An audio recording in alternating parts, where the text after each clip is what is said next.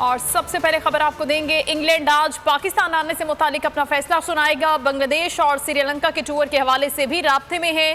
Chief executive Pakistan cricket board Waseem Khan का अपने ही मुल्क में सीरीज खेलने का आज़म। न्यूजीलैंड टीम की हरकत के खिलाफ आईसीसी जाने का इंदिया भी दे दिया, कहा कि किसी दूसरे मुल्क में नहीं, होम सीरीज अपने वतन में ही खेलेंगे। वसीम खान ने मजीद कहा कि न्यूजीलैंड ने जो किया वो बुरा किया, मामले को आईसीसी में उठाएंगे। न्यूजीलैंड ने एक बहुत खतरनाक मिसाल कायम की है।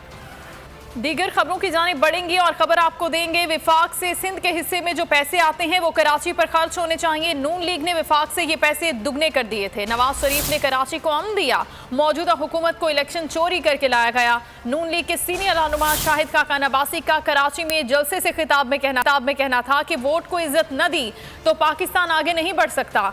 एक इलेक्शन की चोरी की वजह से ही 1971 में मशरकी पाकिस्तान अलग हो गया। वोट चोरी होने नहीं देना।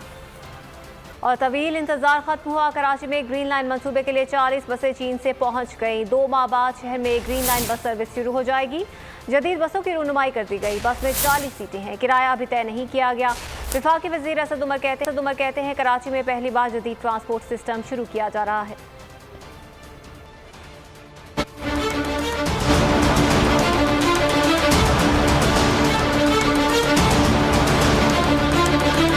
कराची के शहरियों का तवील इंतजार खत्म, ग्रीन लाइन बस मंसूबे के लिए 40 बसें चीन से पहुंच गईं। कराची पोर्ट पर स्टेट ऑफ आर्ट बसों की नकाब कुशाई। शहरियों को सफर के लिए मजीद 2 माह इंतजार करना पड़ेगा। बसों के ड्राइवर्स को तरबियत दी जाएगी। कराची के अंदर पहली दफा एक जदीद ट्रांसपोर्ट का निजाम बनने के लिए जा रहा है। विफाकी वजीर अमीनुल हक ने कहा कि क्रेडिट विफाकी हुकूमत को जाता है। विफाकी हुकूमत ने क्या कहा कि अगर K4 का मनसूबा 10 अरब की कॉस्टिंग हो या 100 अरब की कॉस्टिंग हो, वफाकी हुकूमत ने कहा हम इसे मुकम्मल करेंगे। अगेन ये क्रेडिट जाता है वफाकी हुकूमत को। गवर्नर सिंध इमरान इस्माइल ने इस मौके पर सर्कुलर रेलवे के मुतालिक भी खुशखबरी सुना दी। कहा दावों और काम में फर्क अब पता चलेगा। उन बसों में आप जब सफर करेंगे तो आपको डिफरेंस का पता चलेगा कि जो सिर्फ दावे और वादे करते हैं और जो काम करते हैं उन दोनों के दरमियान क्या फर्क होता है। ग्रीन बस में 40 सीटें हैं, किराया अभी तय नहीं किया गया। किराया अभी डिसाइड नहीं हुआ, लेकिन 10 to 40 अभी इंशाल्लाह होगा, stop to stop. Green line मंसूबे के लिए 40 बसों की खेप अक्टूबर में पहुंचेगी। ग्रीन बस मंसूबे का आगाज 2016 में मुस्लिम लीग नून की हुकूमत में हुआ था।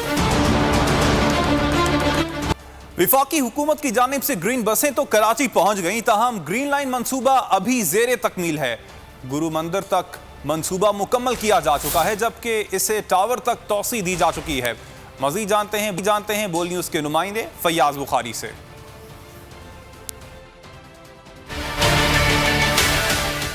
जी बिल्कुल, वफाकी हुकूमत की जानिब से बनने वाला मंसूबा ग्रीन लाइन मंसूबा इस वक्त तामीर नौ में है। और अगर इस वक्त बात की जाए तो शहर कायद में बसों ने कराची का रुख कर लिया है। और इस वक्त हम जहां मौजूद है ये सरजानी टाउन का पहला स्टॉप है जहां से इस ग्रीन लाइन सर्विस का आगाज़ किया जाएगा। मेरे कैमरामैन काशिफ हमीद आपको दिखाएंगे कि इस वक्त कुछ हद तक काम मुकम्मल हो चुका है, लेकिन अभी भी ये छतों का काम और दीगर इसमें जो है वो बोर्ड बनाने का काम और लिफ्ट लगाने का काम और दीगर काम अभी भी जो है वो बाकी है। और उसके बाद हम आपको बताते हैं कि दीगर पॉइंट्स की क्या सूरत हाल है। ग्रीन लाइन मंसूबे की जांच करते करते हम सरजानी से पहुंच चुके हैं नॉर्थ नाज़िमाबाद। यहाँ पर आकर जो हमने नतीजा निकाला वो ये है कि कहीं पर एक्सेलरेटर पर काम बाकी है तो कहीं पर तारों की मरम्मत पर काम बाकी है, कहीं पर टिकट घर की हालत नासाज है। तो अभी भी ये मंसूबा हमें ऐसा लगता है कि ज़ेरे तामीर ही चलता रहेगा। मज़ीद हम आपको पॉइंट्स पे लिए चलते हैं। ग्रीन लाइन मंसूबे से सफ़र करते हुए अब हम पहुंच गए हैं ऑरेंज लाइन मंसूबे पर और नज़र यही आता है कि यहाँ ना तो एक्सीलरेटर दुरुस्त सिमत में मौजूद नज़र आ रहे हैं और ना ही यहाँ पर कोई रोशनी होती हुई कोई लाइट्स नज़र आ रही हैं, जबकि मेन होल्स भी यहाँ तो ओपन नज़र आ रहे हैं। और मज़े की बात तो ये है कि जहाँ से बसों को गुजरना चाहिए वहाँ से मोटरसाइकिल सवार बासानी बाइकें और गाड़ियाँ दौड़ाते हुए जाते नज़र आ रहे हैं। और नज़र बिल्कुल यही आ रहा है कि वफाकी हुकूमत हो या सिंध हुकूमत, कोई भी कराची वालों के साथ तो मुखलिस नहीं है। कैमरामैन काशिफ हमीद के साथ फैयाज बुखारी, बोल न्यूज़, कराची। सिंध हुकूमत के 13 साल में कराची की ट्रांसपोर्ट का क्या हाल हुआ। रहनुमा पीटीआई हलीम आदिल शेख कराची की पब्लिक ट्रांसपोर्ट की सूरत हाल दिखाने निकल पड़े। खटारा बसों में सफर किया और लोगों से उनकी मुश्किलात के बारे में पूछा। हलीम आदिल शेख का कहना था कि पीपल्स पार्टी की हुकूमत आवाम की मुश्किलात दूर करने में मुकम्मल नाकाम रही है।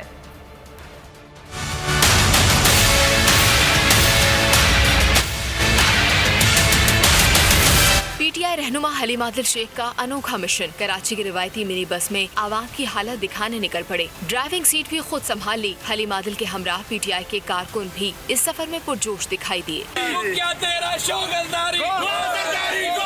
हलीम आदिल शेख का कहना था कि सबसे ज्यादा टैक्स देने वाले शहर के साथ बेगानों जैसा सलूक किया जा रहा है। सिंध हुकूमत कुछ नहीं करेगी। कराची की ट्रांसपोर्ट के लिए भी विफाक काम कर रहा है। वो शहर जो पूरी मुल्क को पालना, अगर कहूँ तो बुरी बात नहीं हो कि पूरे मुल्क का टैक्स पे करते हैं, उसके शहरी इस जनाजा नुमा बसों के अंदर हमारी बेटियां, हमारे बुजुर्ग ये सफेद रेश छतों पर बैठे होते हैं। मिनी बस में सवार मुसाफिरों ने भी कराची में बसों की हालत जार पर अपनी बेचारगी का इजहार किया। सिंध गवर्नमेंट को यही मैसेज है कि आप अभी बस करें, मुद्दत गुजर गई है इस गदरगाड़ी में सफर करते हुए।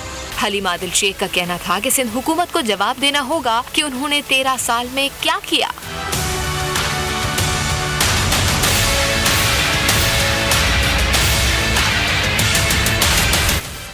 और कौमी असेंबली में आज इलेक्शंस के हवाले से तीसरा तरमीमी ऑर्डिनेंस पेश किया जाएगा। इजलास शाम 5 बजे होगा।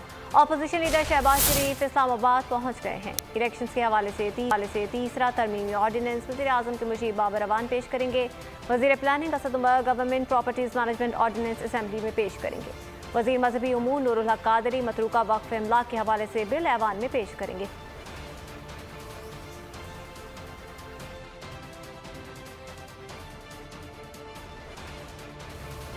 विफाकी वुज़रा ने चीफ इलेक्शन कमिश्नर को निशाने पर रख लिया।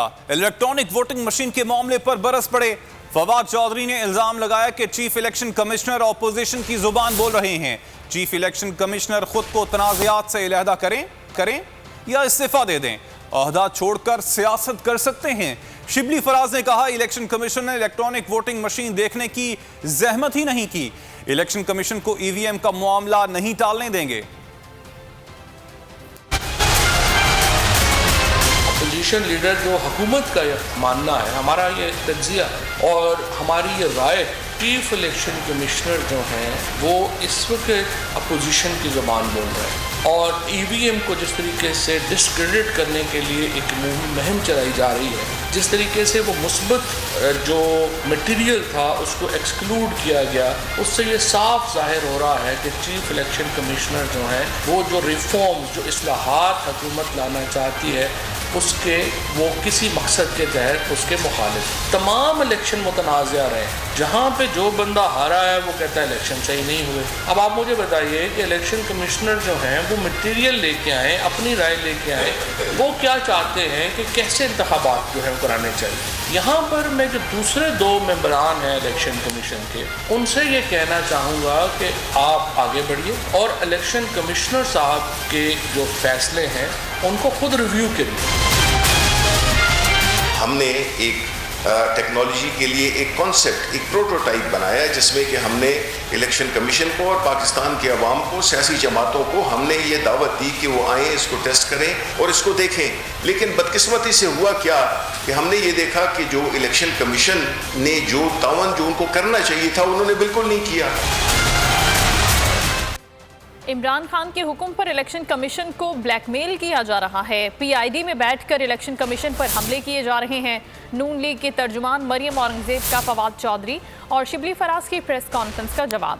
कहा, इलेक्शन कमीशन अरकान को चीफ इलेक्शन कमिश्नर के खिलाफ उकसाने पर विफाकी वुज़रा के खिलाफ इलेक्शन कमीशन कार्रवाई करे। चीफ इलेक्शन कमिश्नर के खिलाफ बगावत पर उकसाना आईनी इदारों पर हमला है। मुस्तफ़ा नवाज खोखर ने कहा है कि इलेक्शन कमीशन के नोटिस के बाद विफाकी वज़रा आपस से बाहर हो गए। पहले इलेक्शन कमीशन को आग लगाने की धमकी दी, अब मुतनाज़ा बनाने की मुहिम चलाई जा रही है। रहनुमा पीपल्स पार्टी ने इल्ज़ाम लगाया कि इलेक्ट्रॉनिक वोटिंग मशीन का मंसूबा असल में आइंदा आम इंतखाबात चोरी करने की साजिश है। चीफ इलेक्शन कमिश्नर कमीशन के साख बहाल करने की कोशिश कर रहे हैं।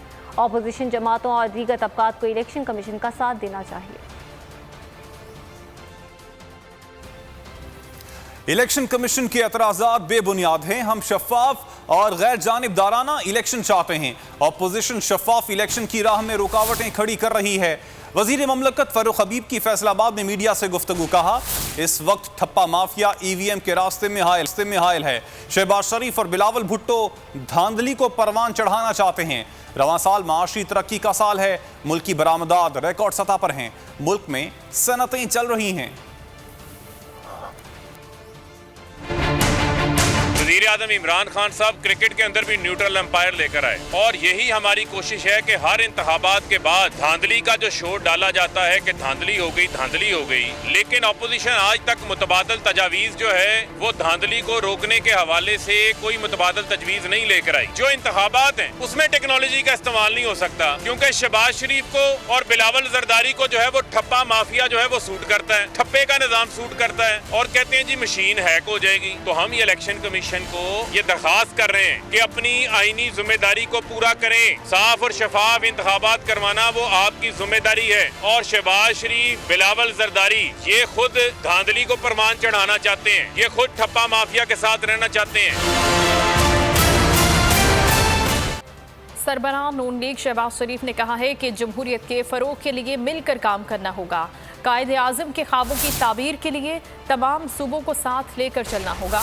कराची में मीडिया से गुफ्तगू में उन्होंने कहा कि तमाम सूबों के अवाम का एहतराम ज़रूरी है। वसाइल की आवाम तक दस्तयाबी को यकीनी बनाना होगा। सब्सक्राइब करें और बेल दबाएं ताकि कोई खबर रह न जाए।